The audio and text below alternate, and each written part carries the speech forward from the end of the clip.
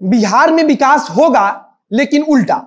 मंगल पांडे के खिलाफ कुछ लिख या बोल दिए तो खबर निगेटिव। राज्य में बाढ़ आ गया तो आपदा में अवसर। मुख्यमंत्री निरीक्षण करेंगे तब सूर में सूर मिला के अफसर बोल देंगे ऑल इज वेल। जानते हैं इसको कौन सा मॉडल कहते हैं? मोदी है तो मुमकिन है, हाजी ना मर्दे। इसको कहते हैं नीतीश कुमार का बिहार में बहार है, नीतीश कुमार है मॉडल। अब तो बहार के 16 बरस भी हो गए हैं, कहीं यह सदा बहार ना हो जाए। हमारे नीति निर्माता नीतीश जी के लिए एक गाना का 2 लाइन चुरा के उसको तोड़ मरोड़ के लिखे हैं कि बिहार तोरा चलते ना जिंदगी तबाह करेंगे, अकेला ही सूबे को बर्बाद करेंगे। और इस सब के बाद जब नीति आयोग का वार्षिक एसपीजी रिपोर्ट आएगा तो हम रहेंगे पीछे, लेकिन ज्ञानेंद्र सिंह ज्ञानू अपने ज्ञान से ओतप्रोत होकर यह कह देंगे कि बिहार का विकास नीति आयोग को क्यों नहीं दिख रहा है। जिसने बिहार की रिपोर्ट तैयार की है उसने बड़ी गलती की है। बात तो सही है, किसी भी राज्य की राजधानी को स्विमिंग पूल बनाने के लिए कितना विजन चाहिए होता होगा, आप खुद ही सोच लीजिए। कोई कोरोना वायरस से संक्रमित है, बिना जांच किए पूछ कर ही पता कर लेना कितना विजनरी बात है। लेकिन कुछ तथाकथित राष्ट्रवादियों को सबसे ज्यादा पेट में दर्द तो इस बात से हो रहा होगा कि कम्युनिस्ट राज्य केरल एसपीजी रिपोर्ट में टॉप कैसे कर गया। अजी छोड़िए, एक बार अपने हालत पर भी ध्यान दे लीजिए। खैर, वीर रस के चाशनी में लिपटी भूमिका के बाद कुछ फैक्चुअल बात भी कर लेते हैं। उससे पहले मेरा परिचय। नमस्कार, मेरा नाम है मोहित कुमार सिंह और आप देख रहे हैं जनता जंक्शन का विशेष कार्यक्रम एक्सप्लेनर। अब सबसे पहले समझिए एसपीजी रिपोर्ट है क्या। साफ साफ और आसान भाषा में कहे तो यह एक संयुक्त राष्ट्र महासभा में सदस्य देशों के राष्ट्राध्यक्षों की आम सहमति है, जिसके मूलतः 17 लक्ष्य होते हैं और इसी के आधार पर यह निर्धारित किया जाता है कि कौन सा राज्य सबसे आगे है और कौन पीछे छूट गया है। पीछे तो बिहार छूट ही गया है, इसलिए इन 17 लक्ष्यों पर एक एक करके बात करेंगे और देखेंगे कि जो दावा मार्केट में चल रहा है वो बिहार के विकास का नजरअंदाज किया जाना, उसकी असली हकीकत क्या है। 17 लक्ष्यों के एक एक कर सुनिएगा और मन ही मन विचार कीजिएगा कि बिहार इन 17 लक्ष्यों में कहां पर ठहरता है।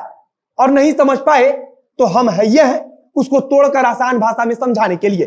तो अब सुनिए, पहला है गरीबी की पूर्णतः समाप्ति, दूसरा भूखमरी की समाप्ति, तीसरा अच्छा स्वास्थ्य और जीवन स्तर, चौथा गुणवत्तापूर्ण शिक्षा, पांचवा लैंगिक समानता, छठा साफ पानी और स्वच्छता, सातवां सस्ती और स्वस्थ ऊर्जा, आठवां अच्छा काम और आर्थिक विकास, नौवां उद्योग, नवाचार और बुनियादी ढांचा का विकास, 10वां असमानता में कमी, 11वां टिकाऊ शहरी और सामुदायिक विकास, 12वां जिम्मेदारी के साथ उपभोग और उत्पाद, 13वां जलवायु परिवर्तन, 14वां पानी में जीवन, 15वां भूमि पर जीवन, 16वां शांति और न्याय के लिए संस्थान और 17वां तथा सबसे आखिरी लक्ष्य प्राप्ति में सामूहिक साझेदार। अब आप इन 17 लक्ष्यों के बारे में जान गए होंगे और मन में एक मोटा मोटी आंकड़ा भी तैयार कर लिया होगा कि बिहार नीति आयोग के एसपीजी रिपोर्ट में सबसे फिसड्डी राज्य क्यों है।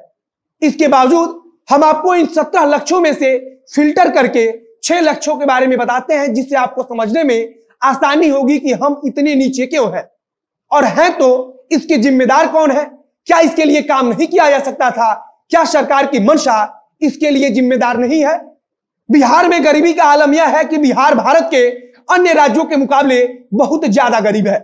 बिहार के अलग अलग हिस्सों में 46 से 70% लोग गरीब हैं। पर कैपिटा इनकम की बात करें तो वह भी 3650 रुपया है, जो कि राष्ट्रीय औसत का मात्र 1/3 है। अब राष्ट्रीय औसत भी जान लीजिए, राष्ट्रीय औसत है 11,625 रुपया। ज्ञानेंद्र सिंह ज्ञानू जी थोड़ा इस पर भी गौर कर लेते, इसे बेहतर करने की जुगत लगाते तो क्या बात हो जाता। 16 साल से नीतीश कुमार तो है ही सत्ता में, जो 2-4 फैक्ट्री थी वो भी बंद हो गया, उसी को चालू करा देते। एक और बात बोनस पॉइंट में समझा देते हैं। हम लोग इस बात का ढोल पीटते हैं कि बिहार एक फार्म इकोनॉमी राज्य है, तो जनाब सुनिए, बिहार में लगभग 70 लाख हेक्टेयर जमीन खेती करने के लायक है, जिसमें हम 1679 केजी अनाज प्रति हेक्टेयर उपजाते हैं। वहीं इसका राष्ट्रीय आंकड़ा 1739 किलो प्रति हेक्टेयर का है। इस मोर्चे पर भी हम फेल हैं। सोचिएगा कि आपने अपने किसानों के लिए क्या किया है इन 16 सालों में। हालांकि हां, इसमें एक अच्छी बात है कि हम इस मामले में कर्नाटक और महाराष्ट्र जैसे राज्यों से काफी आगे हैं।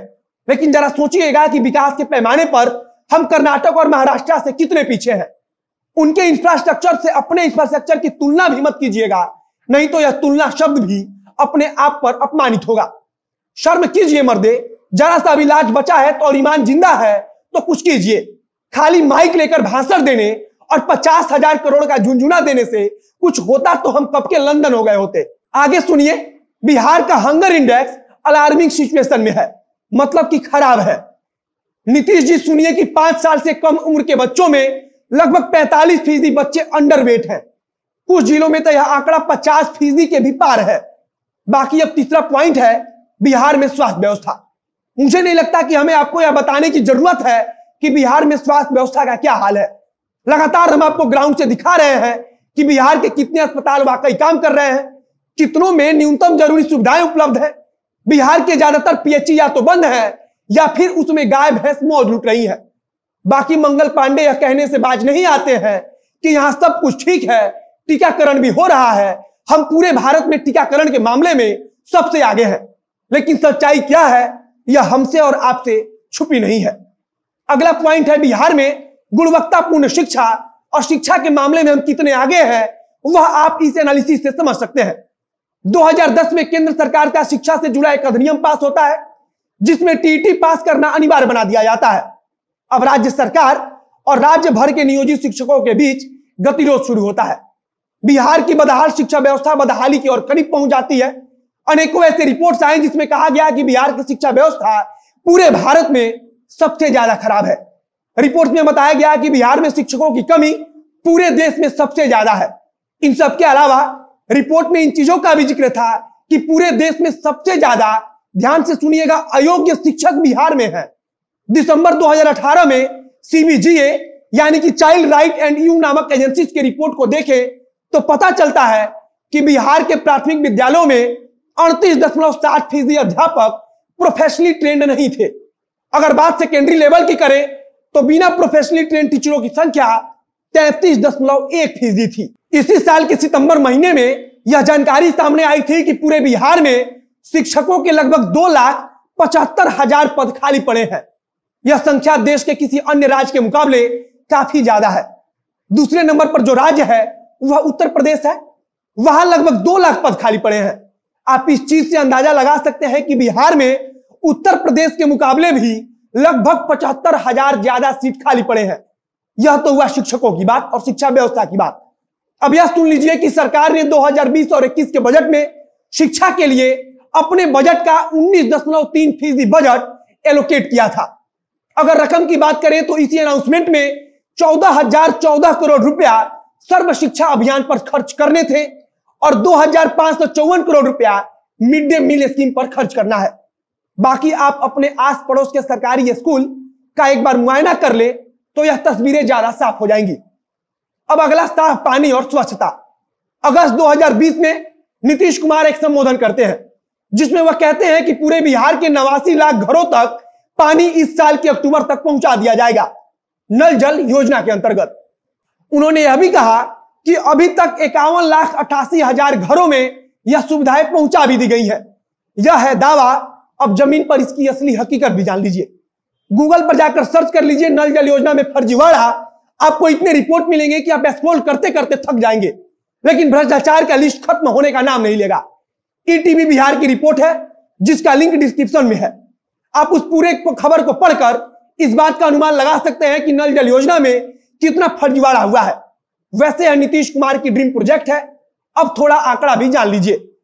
इस साल के अंत तक बिहार के सभी परिवारों को नल जल योजना के तहत पानी कनेक्शन देने की तैयारी है। योजना को पूरा कराने की जिम्मेदारी पंचायतों को सौंपा गया है। योजना को पूरा कराने की जिम्मेदारी वार्ड सदस्य और मुखिया जी लोगों के कंधों पर है। लोक स्वास्थ्य अभियंत्रण विभाग और पंचायती राज विभाग की तरफ से सब कुछ देखा जा रहा है, लेकिन इसमें करोड़ों का घोटाला भी सामने आ चुका है। अब इसमें शिकायतों का आंकड़ा भी जान लीजिए। सरकार की तरफ से जब लगातार शिकायतें आने लगी तो टोल फ्री नंबर जारी किया गया जिसके जरिए आप शिकायत दर्ज करा सकते थे, और उसका आंकड़ा यह है कि प्रतिदिन औसतन 50 फोन कॉल शिकायत दर्ज कराने के लिए विभाग के पास आते हैं। एक और आंकड़ा है, सितंबर 2019 से लेकर जुलाई 2020 तक 370 भ्रष्टाचार के मामले केवल पंचायती राज विभाग में उजागर हुए हैं। घोटाले की राशि करोड़ों में है। चुनाव के समय जब शोर शराबा उठा तो जांच की बात कही गई, उसके बाद कई दर्जन मुखिया जी लोगों पर मामला भी दर्ज किया गया, लेकिन उन पर क्या कार्रवाई हुई और अब काम कैसा चल रहा है, इसके बारे में किसी ने खुले मंच से कुछ नहीं बताया। अब अगला है उद्योग, नवाचार और बुनियादी ढांचा का विकास।